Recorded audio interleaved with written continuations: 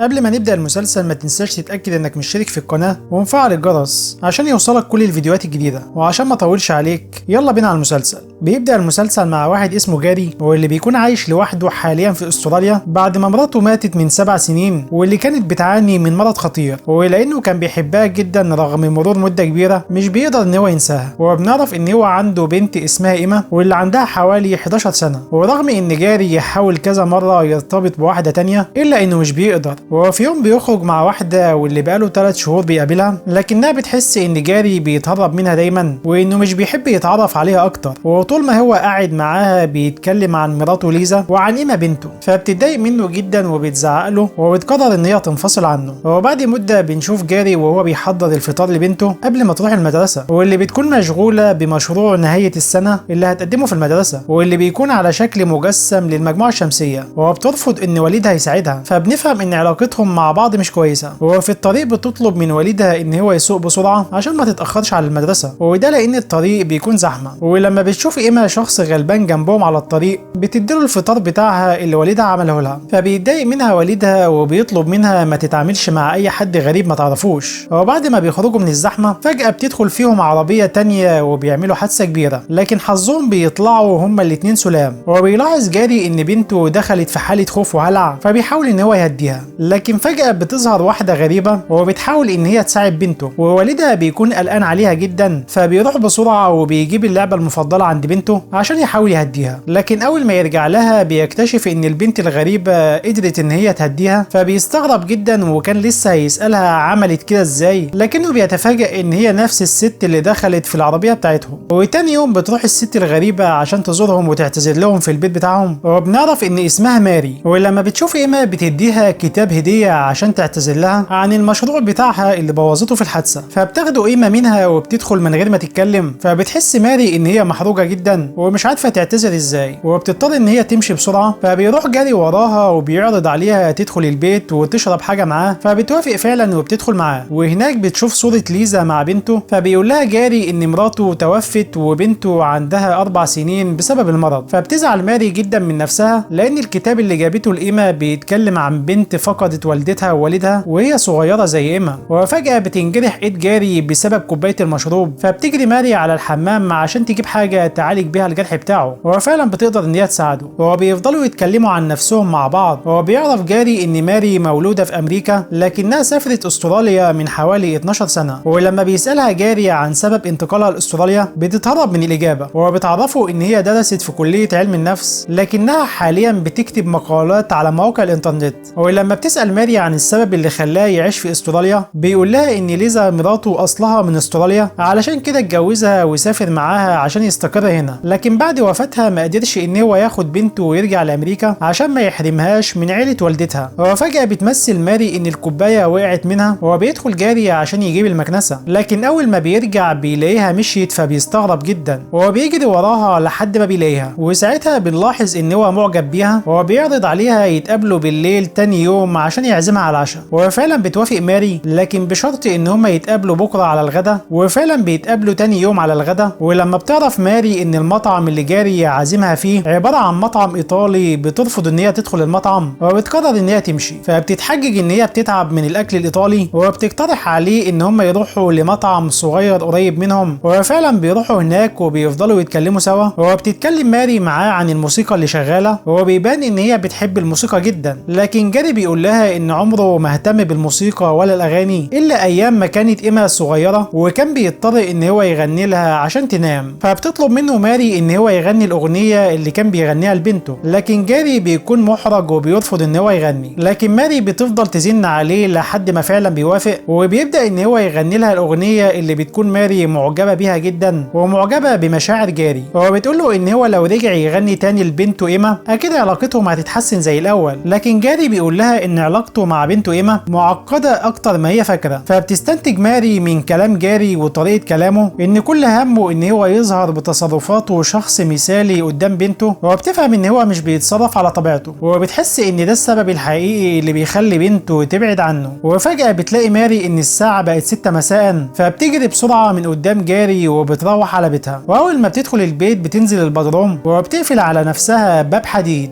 وبعد مرور حوالي شهر بتدخل إيما الحمام الحمام عشان تاخد دش، ولما بتطول بيقلع عليها جاري وبيضطر ان هو يكسر الباب عشان يطمن عليها، فبيلاقيها مغمى عليها وبياخدها بسرعه بالعربيه على المستشفى، وبيكون قلقان عليها جدا لدرجه ان هو كان هيعمل حادثه. وهناك بيلاقي اخته ساره جايه له المستشفى على الرغم ان هي حامل وتعبانه، فبيقول لاخته ان هو حاسس بالذنب، وده لانه ما كانش مهتم بإيما بعد وفاه والدتها على طول، وبيحس ان هي خايفه ان هي تفقده هو كمان زي ما حصل مع والدتها. لكن اخته بتحاول ان هي تواسيه، فبيقول لها ان لو بنته حصل لها حاجه هيكون بسببه. وفجاه الدكتوره بتعرفهم ان إيما فاقت، هو بياخد لها جاري الدب اللعبه بتاعها وبيحاول ان هو يقرب منها. وبعد ما بيخرجوا من المستشفى بياخدها جاري عشان تقابل الدكتور النفسي اللي بتروح له دايما من بعد وفاه والدتها. وبنفهم ان إيما حاولت ان هي تنهي حياتها كذا مره من وقت وفاه والدتها، ولما بيسالها الدكتور بتعمل كده ليه في نفسها، بتقول له ان هي خايفه من النوبه اللي بتجيلها دايما كتير، فبيضطر الدكتور ان هو يغير لها العلاج بتاعها. ولما بتخرج إيما من العياده بتقابل والدها اللي بيسالها عن جلسه العلاج، لكنها بترفض تقول له اي حاجه. ولما بتساله عن العربيه بتاعته بيقول لها ان هو ما جابهاش عشان يتمشوا شويه لحد البيت، فبتتضايق إيما لكنها بتضطر ان هي تمشي معاه. وبنلاحظ ان جاري بيحاول يقرب من بنته باي طريقه عشان يساعدها لكنها بتصده دايما. ولما الاتنين بيوصلوا البيت بيقول لها ان هما ممكن يطلبوا اكل من اي مطعم، لكن إيما بتدخل الغرفه بتاعتها ومش بترد عليه، وبتمسك الكتاب اللي اديته لها ماري عشان تبدا ان هي تقراه. وتاني يوم بيصحى جاري بدري عشان يحضر الفطار لبنته لكنها بترفض تاكل. ولما بيسالها عن اللي مضايقها بتتعصب بنته عليه جدا لانه بيحاول يقرب منها دايما ويعرف عنها كل حاجه، وبتقول له ان هو عمره ما حاول يكلمها عن نفسه لانه شخص مش مهم وتافه وانه ما عندوش اي حاجه مهمه في حياته، وبتطلب منه يساعد نفسه الاول قبل ما يحاول يساعدها. وبعد كذا يوم بيقرر جاري ان هو ياخدها لعمتها ساره، وده لان عنده مشوار مهم، فبتنصحه اخته ان هو يهتم شويه بحياته وما يحسش بالذنب ناحيه بنته. وبنفهم ان جاري عنده ميعاد مع واحده من اصول اسيويه، ورغم انه عارف ان هي بتحاول تقرب منه عشان تتعلم اللغه الانجليزيه الا انه بيروح وبيقابلها. لكن بعدها وهما ماشيين بيدخل في واحده ماشيه في المطعم والمشروب بيقع عليه، وساعتها بيتفاجئ ان هي نفسها ماري واللي ما شافهاش من مده. وبيكونوا هما الاتنين مبسوطين ان هما اتقابلوا تاني وبيقرروا ان هما يخرجوا مع بعض. ولما بيسالها جاري عن سبب اختفائها بتعترف له ان هي ظروفها مختلفه عن اي بنت يعرفها وصعب انهم يرتبطوا سوا. فبيقولها جاري ان كل شخص ليه ظروفه الخاصه بيه، لكن ده ما يمنعش ان هما يشوفوا بعض اكتر. وبيبدا ان هو يحكي لها اللي حصل لبنته اللي مش عارف يساعدها ازاي، وبيقول لها ان بنته حاسه دايما ان هو بيمثل عليها ان هو كويس على الرغم ان هو مش كده. وبيعرفها ان بعد وفاه مراته ما كانش قادر يتعامل مع حد لدرجه ان هو بعت بنته عشان تعيش مع اهل مراته وما شافهاش لمده 6 شهور. عشان كده جاري بيكون حاسس بالذنب دايما، وبيعتقد ان الفتره دي هي السبب في خوف بنته دايما وسبب الحاله اللي بتجيلها، وده لانها خايفه ان هي ممكن تفقده هو كمان في اي وقت زي ما فقدت والدتها. وماري بتكون حاسه بمشاعره وبتقرر ان هي تتكلم شويه عن نفسها هي كمان، وبتقول له ان هي كانت متجوزه واحد اسمه ديفيد لكنه مات في حادثه من حوالي 12 سنه، فقررت بعدها ان هي تهاجر وتسافر لاستراليا. وفجاه بتقول لجاري ان هي لازم تبعد عنه وعن إيما بنته عشان ما تبقاش سبب في اذيتهم وبتمشي من قدامه. لكن جاري بيلاحظ ان هي اخدت مفاتيحه معاه بدون قصد، فبيقرر ان هو يروح وراها لكنه مش بيلحقها، فبياخد تاكسي وبيمشي ورا العربيه بتاعتها. وفي التاكسي بيتصل باخته وبيقول لها ان هو هيتاخر شويه، لكن اخته بتعتقد ان هو عايز يقضي وقت اكتر مع البنت اللي بيقابلها. هو بيفضل جاري وراها لحد ما بتوصل للبيت، وبيستغرب لما بيلاقيها واخده فراخ صاحيه في قفص معاها، فبتاخد ماري الفراخ وبتطلب منه ان هو يمشي بسرعه. واول ما جاري بيدخل وراها بترمي الفراخ في البدروم، ولما بيدخل جاري وراها بيقلق عليها وبيحس ان هي مش كويسه، فبتتضايق منه ماري وبتطلب منه يمشي فورا. فبيقول لها ان هي اخدت المفاتيح بتاعته معاها، ولما بتنزل تجيبها بتنهار وحالتها بتبقى سيئه، فبتقرر ان هي تقفل على نفسها باب البدروم الغريب، وكل الشبابيك والبيبان بتتقفل فورا. فبيخاف جاري جدا من كل اللي بيحصل، ولما بيبص على ماري من فتحه الباب الحديد بينصدم لما بيلاقي ماري اتحولت لذئب وبتاكل الفراخ. وبعد ما بيفقد الوعي بيصحى تاني يوم من الصدمه، وبيكون مرعوب وبيسمع صوت ماري من ورا الباب، فبتحاول ان هي تطمنه وبتقول له ان هي رجعت لحالتها ولا يمكن تاذيه. لكن جاري بيكون مرعوب جدا منها، ولما بتطلع ماري بيكون جسمها كله عليه دم، لكن جاري بيكون هيتجنن ومش فاهم اللي بيحصل. وبعد ما بيهدى شويه بيقعدوا سوا عشان تحكي له كل حاجه، لكنه بيكون لسه قلقان ومرعوب. وبتبدا ماري تحكي له وبتقول له ان هي لما كانت مع جوزها في رحله في اوروبا عضها كلب، لكن بعدها اكتشفت ان هو كان ذئب وبتوري له اثار العضه. وبعد اللي حصل بدات ان هي تتعب جدا واخدت علاجات كتير. لكن في يوم وهي مع جوزها قبل رجوعها من اوروبا فجاه بدات ان هي تتحول لذئب واكلت ديفيد جوزها وهي مش في وعيها. لكن بعد ما فاقت وبلغت الشرطه ولقوا اثار الدم على جسمها اعتقدت الشرطه ان في حيوان مفترس هجم عليهم وخلص على جوزها وانها مش فاكره اي حاجه بسبب الصدمه. لكن بعد مده وفي ليله وهي راجعه من السفر لامريكا القمر كان مكتمل واتحولت لذئب تاني مره، لكن المره دي اكلت عيله كامله ومحدش قدر يشوفها. وبتقول له ان من ساعتها واتاكدت ان هي اللي خلصت على جوزها لما كانوا سهرانين سوا. كمان بتفهم ان هي بتتحول كل شهر لذئب لما القمر يكتمل، ومن يومها وهي بتسافر كل فتره لبلد جديد وبتبعد عن اي حد تعرفه. وعشان كده بتحبس نفسها في البدروم في الوقت اللي هتتحول فيه عشان ما تاذيش اي حد.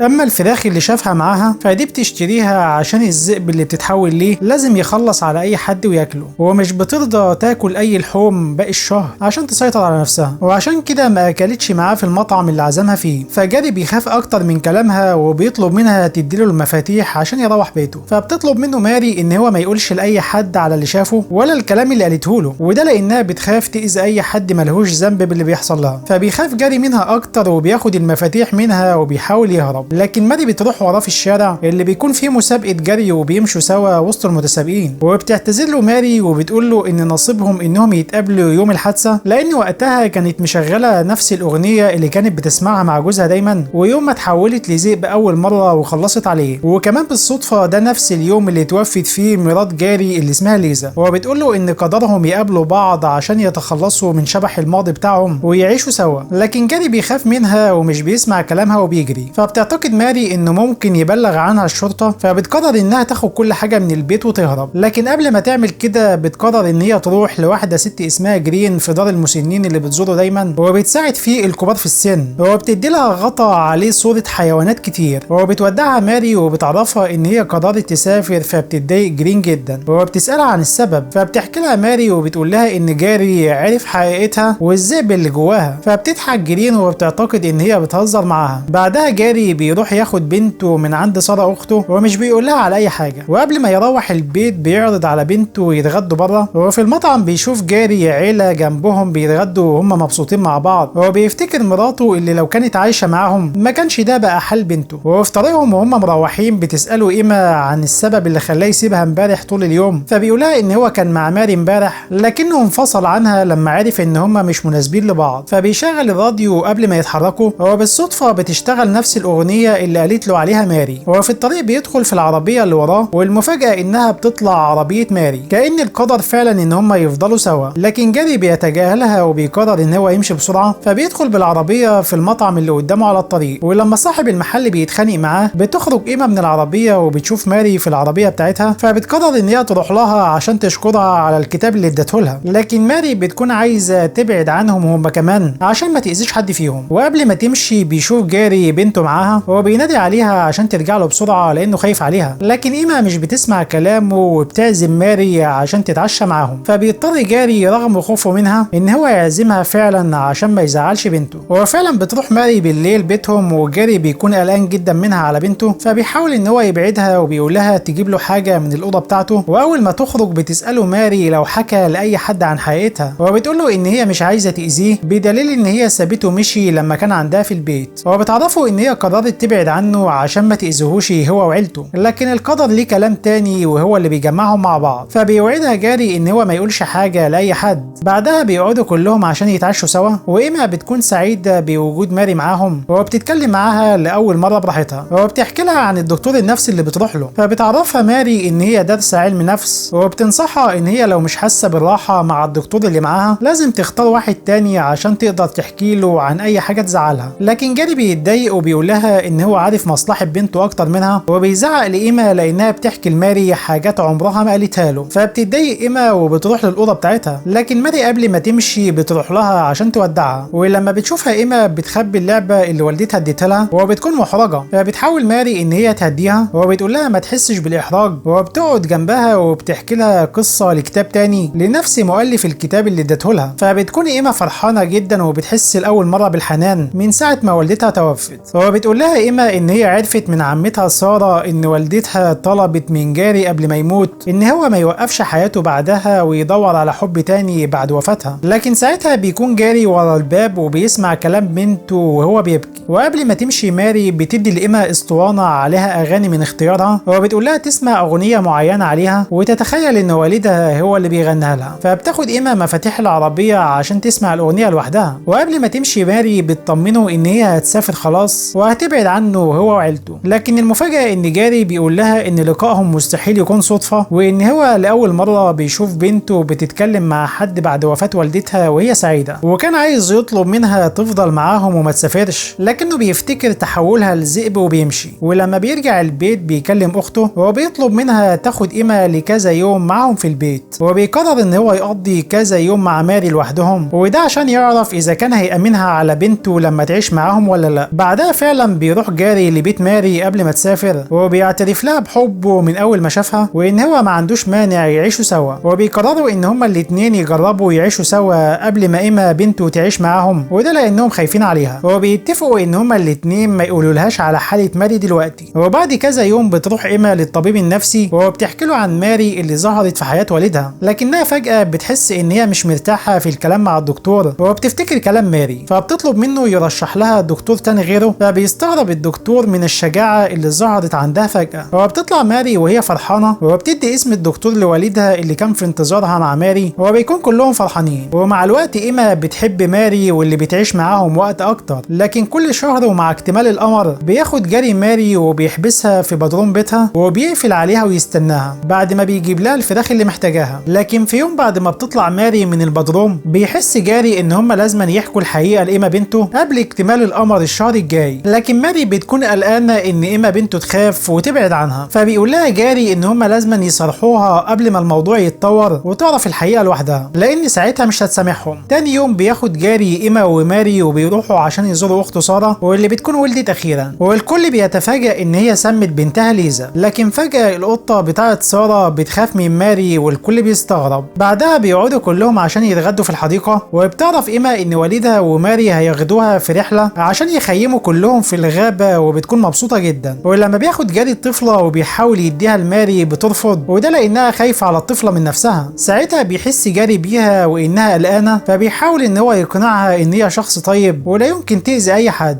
والمفاجأة ان ماري بتقول له ان هي حاسة ان هي حامل وخايفة جدا تولد طفل زيها او انها تأذي الطفل بعد ما تولده. لكن جاري بيكون مبسوط جدا وسعيد لانهم هيكونوا عيلة جديدة وبنته بقت سعيدة جدا معاها، وبيحاول يقنعها ان هي لا يمكن تأذي الطفل ده ابدا. وبعد ما اليوم بيخلص بيمشوا وبيودعوا سارة، وفي البيت بيحاول جاري ان هو يطمن ماري تاني وبيوعدها ان هو هيقف دايما معاها ومش هيتخلى عنها ابدا. ولما بيجي اليوم اللي هيطلعوا فيه الرحلة بينطلقوا بالسيارة والكل بيكون مبسوط. وكان الاتنين عايزين يعترفوا بحالة ماري لإيما، لكن بيكون مش عندهم الشجاعة ومش عايزين يخرجوا إيما من حالة الفرح اللي هي فيها. وبالليل بتعرفهم إيما ان بكرة القمر هيكتمل، وبتطلب منهم يفضلوا في الرحلة يوم كمان. لكن جاري بيرفض وبيقول لها ان هو عنده شغل بكرة ولازم يمشوا. وكانوا لسه عايزين يعترفوا بالحقيقة لكنهم بيغيروا رأيهم في آخر لحظة، وبيقولوا لها ان ماري حامل. فبتفرح إيما جدا، وبيسهروا كلهم لحد تاني يوم الفجر، لحد ما النهار بيطلع وبيركبوا العربية عشان يمشوا. لكن حظهم ان العربية بتعطل، ولما بيبص جاري عليها بيكتشف ان البطارية عطلانة. فبيحاول ان هو يتصل على اي حد عشان يساعده لكنه مش بيلاقي ارسال في التليفون. فبتنصدم ماري لان الليل لو جه عليهم هنا هتتحول لذئب قدام إيما وممكن كمان تأذيهم. فبيتحرك جاري بالتليفون لمكان عالي على امل ان هو يلاقي اي ارسال. ساعتها بتفضل ماري مع إيما اللي بتقول لها ان هي لاول مرة تشوف والدها سعيد لانه معاها. بعدها بيرجع جاري بعد ما قدر ان هو يتصل بحد عشان يساعده، لكن للاسف الموضوع هياخد وقت لحد ما يقدروا يوصلوا لهم. ومع الوقت بتبدا ماري ان هي تفقد اعصابها وبتقلق من اللي ممكن يحصل لحد ما الشمس بدات تغرب. فبتقول لجاري يدخل العربيه مع إيما وما يطلعش منها ابدا، وبتقرر ان هي تبعد عنهم لابعد مكان عشان ما تاذيش حد فيهم. وإيما بتستغرب من اللي ماري بتعمله، وبيرفض جاري ان هو يقول لها اللي بيحصل. وفعلا بيحبس الاتنين نفسهم في العربيه لحد ما الليل بيجي. لكن بعد مده بتحس إيما ان هي عايزه تدخل الحمام، وبتطلب من والدها ان هو يخرجها، لكن جاري بيرفض لانه خايف عليها. فبتهدده إيما ان هي هتخرج لو ما حكالهاش اللي بيحصل. وكان لسه جاري هيقول لها على كل حاجه، لكن فجاه بتظهر عربيه غريبه قدامهم، وبيطلع ان هم قطاع طرق ومش جايين يساعدوهم ولا حاجه. فبيرمي وبيرمي لهم جاري المحفظة وكل الفلوس اللي معاه عشان يمشوا ويسيبوهم، لكنهم بيرفضوا وبيخلوهم ينزلوا من العربية. وساعتها فجأة بتظهر ماري واللي اتحولت لذئب وبتخلص على الاتنين البلطجية وبتاكلهم، وبعدها بتبعد فورا. ولما بتستغرب إيما ازاي الذئب عمل كده وانقذهم، بيصارحها جاري ان الذئب ده يبقى ماري. فبتنصدم إيما وبتدخل في حالة فزع زي اللي كانت بتجيلها زمان. فبيحاول جاري ان هو يهديها وبيغني لها الأغنية اللي كان بيغنيها لها زمان، وفعلا بينجح ان هو يهدي بنته. وقبل الفجر بترجع ماري ليهم بعد ما رجعت لشكلها الطبيعي، وجاري بيجري عليها وبيحضنها بعد ما انقذته هو وبنته. لكن إيما بتفضل في العربية بعيد. فبياخد جاري البطارية من عربية البلطجية وبيصلح العربية بتاعتهم، وبيتحركوا أخيرا بالعربية من غير ما حد فيهم ينطق بأي كلمة.